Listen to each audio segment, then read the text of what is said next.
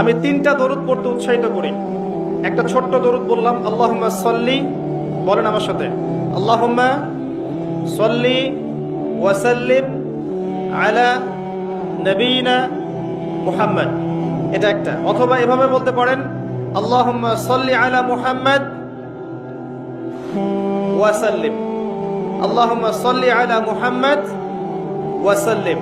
অথবা যেটা আমরা পড়ি, আল্লাহুম্মা সাল্লি আলা মুহাম্মদ ওয়া আলা আলি মুহাম্মদ কামা সাল্লাইতা আলা ইব্রাহিম ওয়া আলা আলি ইব্রাহিম ইন্নাকা হামিদুম মাজিদ।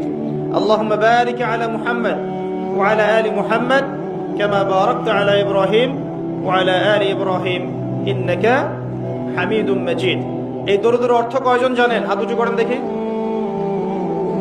মাশাআল্লাহ, ঠিক আছে।